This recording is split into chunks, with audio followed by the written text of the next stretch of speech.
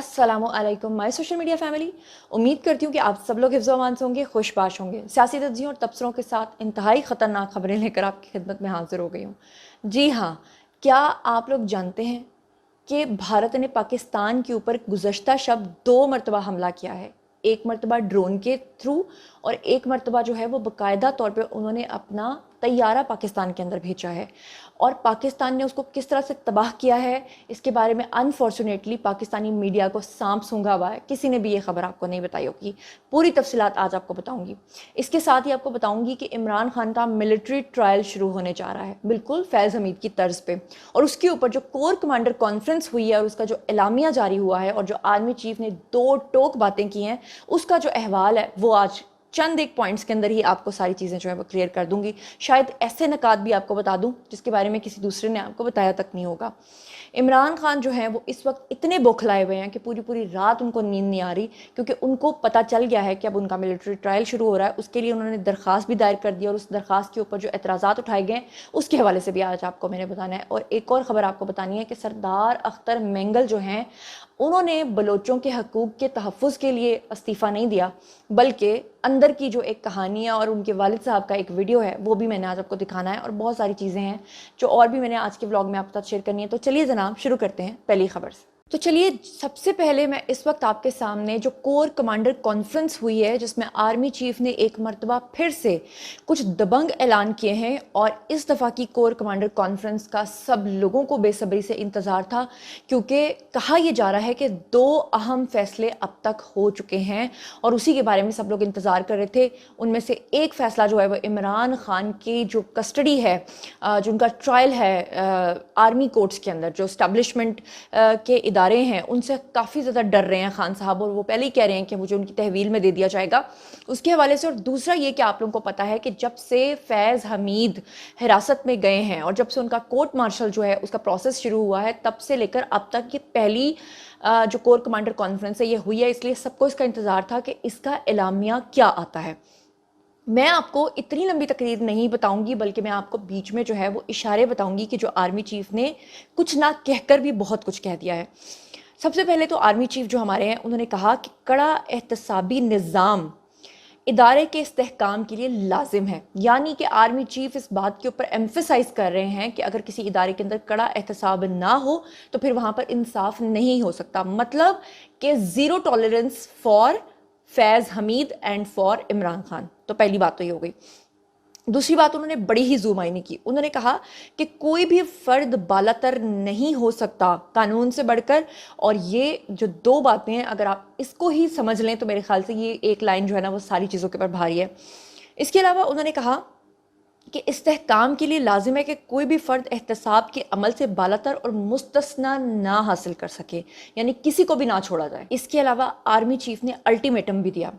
वैसे जब ये तकरीब शुरू हुई तो ये शोहदा से हुई, फिर और भी जो मुल्क को दरपेश चैलेंजेस है उससे हुई, लेकिन जो हमारे आर्मी चीफ हैं उन्होंने जो कुछ अल्फाज बोले हैं वो मैं एग्जैक्ट आपको बताना चाहती हूँ।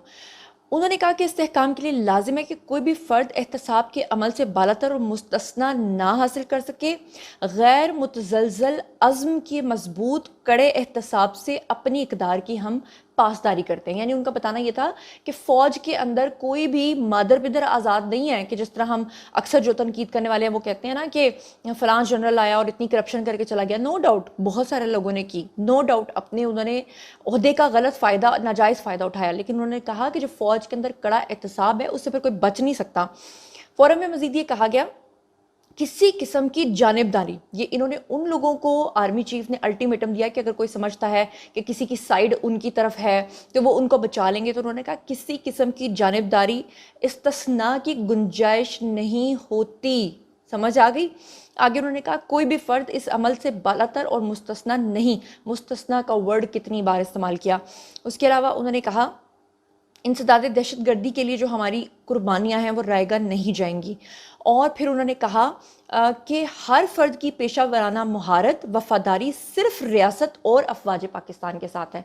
यानी कि फ़ौज का जो पहला آپ سمجھ لیں کہ موٹو ہوتا ہے جس پہ وہ عہد لیتے ہیں, جو پہلی قسم وہ کھاتے ہیں, وہ ایسے ہی سینے پہ گولی نہیں کھا لیتے کہ کوئی بھی جنرل کہہ دیتا ہے یا کوئی بھی چیف کہہ دیتا ہے کہ بھئی چلو بھئی آگے, تو وہ سب لوگ اپنے سینے پہ گولی کھا لیتے ہیں. وہ قسم کھاتے ہیں اپنے ملک کے ساتھ اور اپنے ادارے کے ساتھ وفاداری کی. اگر وہ قسم نہ کھائیں تو وہ کبھی اس کو نہ نبھا پائیں. تو یہ انہوں نے صاف کہہ دیا ہے کہ اگر کوئی یہ سمجھتا ہے, کیونکہ خان صاحب اکثر یہ دھمکیاں دیا کرتے تھے کہ فوج کے اندر 60 سے 80% کے درمیان جو لوگ ہیں وہ ہماری حمایت میں ہیں, اسی لیے ان کو ایک شٹ اپ کال کے طور پہ آرمی چیف نے یہ بات کی ہے. اس کے علاوہ انہوں نے دہشت گردی کے بارے میں بات کی, اس کے علاوہ جو ہے انہوں نے مقبوضہ کشمیر کے حوالے سے بات کی, اور بھی بہت ساری چیزوں کی بات کی. لیکن یہ جو مین باتیں تھیں نا, جو مین کی پوائنٹس تھے, وہ میں نے آپ کو بتا دیے ہیں. اب جو خبر آپ کو بتانے جا رہی ہوں نا, اس کو ذرا مضبوط دل کے ساتھ سنیے گا, کیونکہ اگر آپ پی ٹی آئی کے سپورٹر ہیں تو یہ خبر آپ کے اوپر بہت بھاری پڑنے والی ہے. جیسا کہ آپ کو پہلے بھی بتا چکی ہوں کہ رؤف حسن نے ہر بار عمران خان کا بھٹا بٹھا کے رکھ دیا, وہ پنجابی میں کہتے ہیں پٹھا بٹھا کے رکھ دیا ہے, یعنی ان کو کہیں کا نہیں چھوڑا, اور ان کے پیروں پہ کلہاڑی مارنے میں بھی کوئی کسر نہیں چھوڑی. آپ کو یاد ہے کہ میں نے آپ کو بتایا تھا کہ رؤف حسن جتنی بار پکڑے جا چکے ہیں, ان کی ہر دفعہ گرفتاری کے بعد, ان کو چھوڑے جانے کے بعد کئی گرفتاریاں عمل میں آئیں, یعنی جس کا نتیجہ یہ نکلا کہ رؤف حسن ہر بار انفارمیشن لیک کر کے آتے تھے. اور اب کی بار تو رؤف حسن نے عمران خان کے پیروں پہ کلہاڑی ہی مار دی ہے. وہ اس طرح سے کہ آپ کو کافی عرصے سے میں اپنے ولاگز میں بتا رہی تھی کہ عمران خان جو ہیں وہ جنرل فیض کی ریٹائرمنٹ کے بعد بھی ان کے ساتھ رابطے میں تھے. اور نوکیا 3310 کا جو فون ہے, یہ تو ابھی 3310 کا ماڈل بتایا نا خواجہ آصف نے, میں اپنے ولاگ میں اگر آپ مجھے ریگولر سنتے ہیں تو کئی مرتبہ آپ کو یہ بتا چکی ہوں کہ عمران خان کے پاس بٹنوں والا فون تھا, اور وہ بٹنز والا فون ان کو اندر پہنچانے میں کس نے مدد کی تھی؟ فیض حمید نے کی تھی. کیونکہ فیض حمید جو عمران خان کو انسٹرکشنز دیتے تھے وہ نوکیا 3310 کے اوپر دیتے تھے. اور آپ کو پتہ ہے کہ جو اکرم پکڑا گیا ہے جیل سپرنٹینڈنٹ, اس نے بھی یہ تمام راز جو ہیں وہ کھولے, اور اس نے بتایا تھا کہ میں کس کس کی سہولت کاری کیسے کیسے کر رہا تھا. اور اکرم کے پکڑے جانے کے بعد 6 لوگ اور پکڑے گئے تھے. اب میں آپ کو جو سنوانے جا رہی ہوں, رؤف حسن نے عمران خان کے پیروں پہ اس طرح سے کلہاڑی ماری ہے کہ جب ان سے ایک شو کے دوران یہ پوچھا گیا کہ کیا آپ لوگ سب لوگ عمران خان بما پوری پی ٹی آئی جو ہے وہ جنرل فیض حمید کے ساتھ رابطے میں تھے, تو انہوں نے کنفیشن کر لیا. نہ صرف کنفیشن کر لیا بلکہ اسے کہتے ہیں باریک واردات, یعنی کہ رؤف حسن نے ان کو کہیں کا نہیں چھوڑا, رابطوں کا اعتراف بھی کر لیا. پی ٹی آئی کے کیسز فوجی عدالت میں جانے کے امکانات جب سے بڑھ گئے ہیں, تب سے عمران خان کی ٹانگیں لرز رہی ہیں. عمران خان کی وہ خبر بھی آپ کو بتاتی ہوں کہ جس میں وہ خوف کے مارے پوری رات جو ہیں وہ کرنل صاحب کہتے رہتے ہیں, اور ایسے میں رؤف حسن کا اس طرح کا بیان آنا ایک بہت بڑا کنفیشن ہے. ہیو اے لک. اور ظاہر ہے وہ پوسٹ ریٹائرمنٹ کی بات ہوتی ہے کہ اس میں کچھ ایکٹیویٹیز ایسی رہیں. آپ کا ذاتی حیثیت میں آپ کی پارٹی کا فیض حمید صاحب سے ان کے ریٹائرمنٹ کے بعد رابطہ رہا؟ دیکھیے, جب ایک حکومت ہوتی ہے تو حکومت کا ایک کرٹیکل پوزیشن جو ہوتی ہے D G I S I, اس کے ساتھ لازمی بات ہے روابط ہوتے ہیں, اور فریکوینٹ روابط ہوتے ہیں.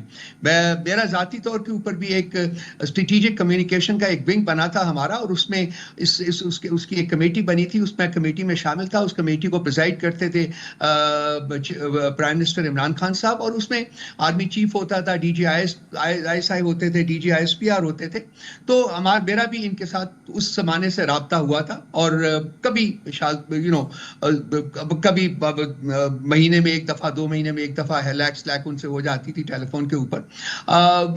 یہ جو آج کا اعلانیہ آپ نے پڑھ کے سنایا ہے, اب آپ کے ساتھ شیئر کرتی ہوں آج کا کرکس. جیسے کہ آپ لوگ جانتے ہیں کہ عمران خان بہت پریشان ہے, کیونکہ ان کو 100% یہ بات پتہ چل چکی ہے کہ اب ان کا ملٹری ٹرائل ہونے جا رہا ہے.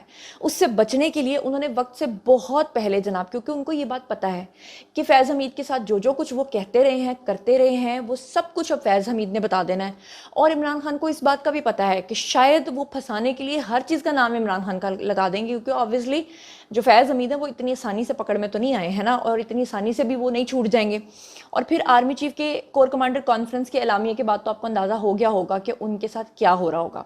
تو اب جناب اسلام آباد ہائی کورٹ کے رجسٹرار آفس نے بانی پی ٹی آئی کی درخواست کے اوپر اعتراضات عائد کیے ہیں, اور اعتراض میں کہا گیا ہے کہ کسی مخصوص ایف آئی آر کا حوالہ دیے بغیر عوامی ریلیف کیسے مانگا جا سکتا ہے.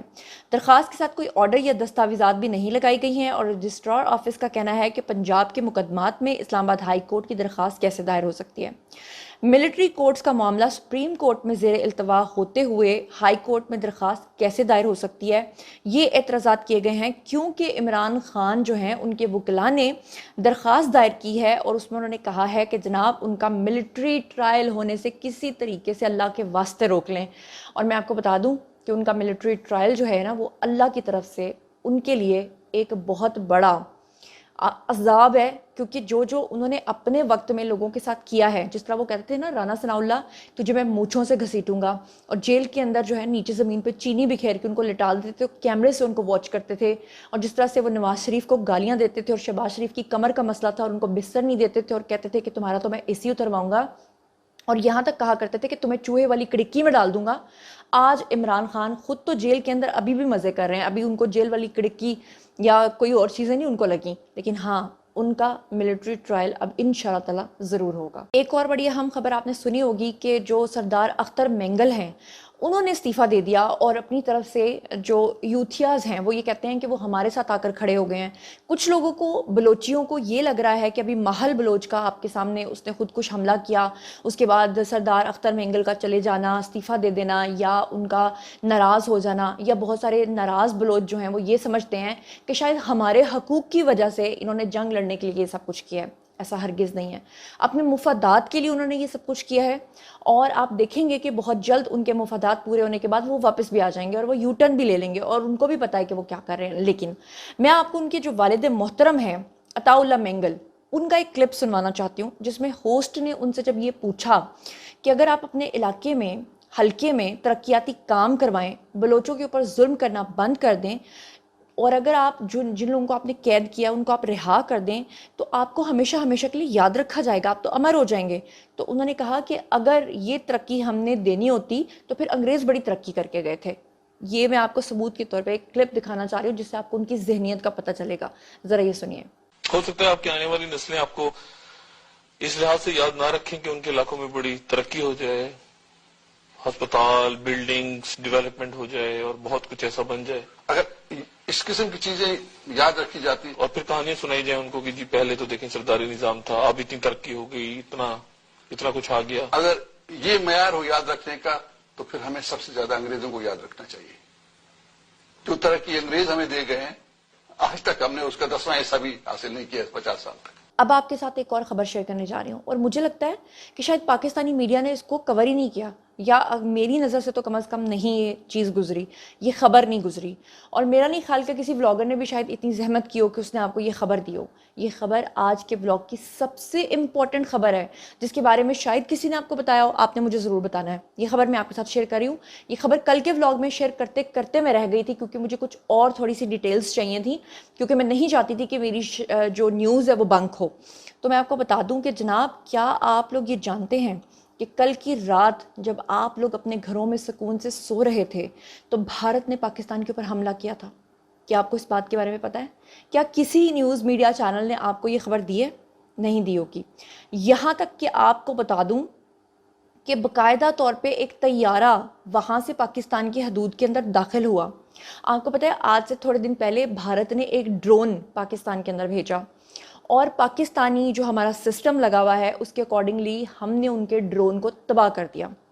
और फिर जब वो ड्रोन नीचे आकर गिरा और वो हमारे इदारों ने अपनी तहवील में लिया तो भारत ने बहुत मिन्नतें करना शुरू कर दी कि वो ड्रोन जो है ना वो गलती से आपकी हदूद में चला गया, आप वो हमें वापस कर दीजिए, लेकिन हमारे इदारों ने वापस नहीं किया। उसके बाद उन्होंने एक और हरकत की कि वहाँ से तैयारा पाकिस्तान के अंदर भेजा। आपको बताती हूँ, हमारा जो सिस्टम यहाँ पर लगा हुआ है, जैसे आयरन डोम वहाँ पर लगा हुआ है ना इजराइल के अंदर, पाकिस्तान के अंदर जो सिस्टम लगा हुआ है उसका नाम है इलेक्ट्रॉनिक वॉरफेयर सिस्टम।